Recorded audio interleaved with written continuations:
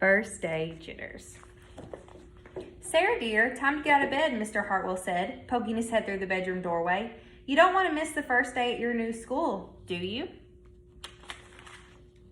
I'm not going, said Sarah, and pulled the covers over her head. Of course you're going, honey, said Mr. Hartwell as he walked over to the window and snapped up the shade. No, I'm not. I don't want to start over again. I hate my new school, Sarah said. She tunneled down to the end of her bed. How can you hate your new school, sweetheart? Mr. Hartwell chuckled. You've never been there before. Don't worry, you liked your other school. You'll like this one. Besides, just think of all the new friends you'll meet. That's just it. I don't know anybody, and it will be hard, and I just hate it. That's all. What will everyone think if you aren't there? We told them you were coming. They will think that I am lucky, and they will wish that they were at home in bed like me. Mr. Hartwell sighed. Sarah Jane Hartwell. I'm not playing this silly game 1 second longer. I'll see you downstairs in 5 minutes.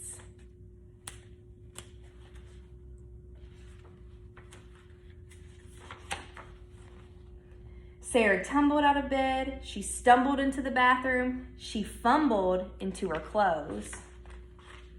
My head hurts, she moaned as she trudged into the kitchen.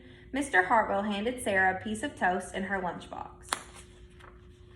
They walked to the car. Sarah's hands were cold and clammy. They drove down the street. She couldn't breathe. And then they were there. I feel sick, said Sarah weakly. Nonsense, said Mr. Hartwell. You'll love your new school once you get started. Oh, look, there's your principal, Mrs. Burton. Sarah slumped down in her seat. Oh, Sarah, Mrs. Burton gushed, peeking into the car. There you are. Come on, I'll show you where to go. She led Sarah into the building and walked quickly through the crowded hallways. Don't worry, everyone is nervous the first day, she said over her shoulders as Sarah rushed to keep up. When they got to the classroom, most of the children were already in their seats. The class looked up as Mrs. Burton cleared her throat. Class, attention please, said Mrs. Burton.